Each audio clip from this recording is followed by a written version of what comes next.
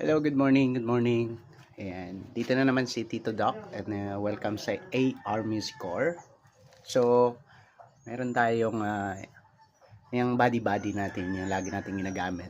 Yung Click 125 or Click 125i Game Changer. So, dahil matagal na rin siya, 3 years na siya, need natin siya.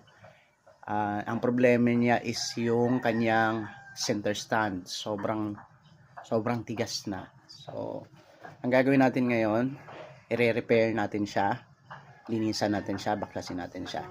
At ito pong vlog na to ay para lang din po sa mga kapwa ko na baguhan sa motor, kumbaga.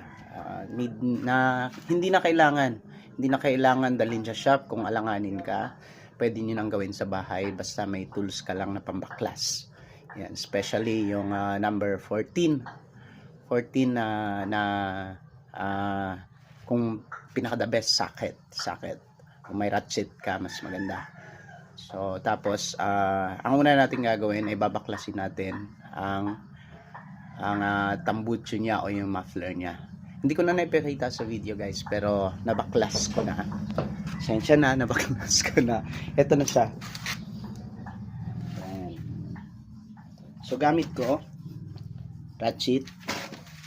Gumamit ako. Kita niyo yan, pinukpok ko na lang yan siya. Una, tinanggal mo muna yung kanyang pin.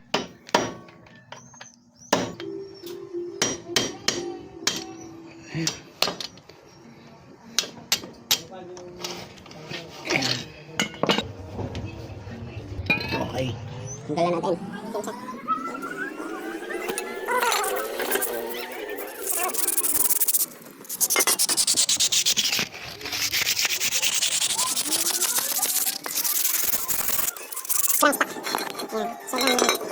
Sobrang lagay na.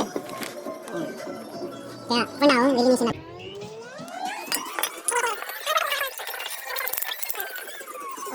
Suppose nabigyan yun sa lamp. Tapos may parte dito na ito, butas. Kinalawang na butas.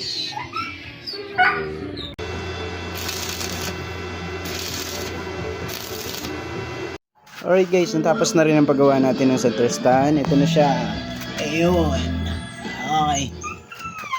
Ready to use na. Go na, bali. Woohoo!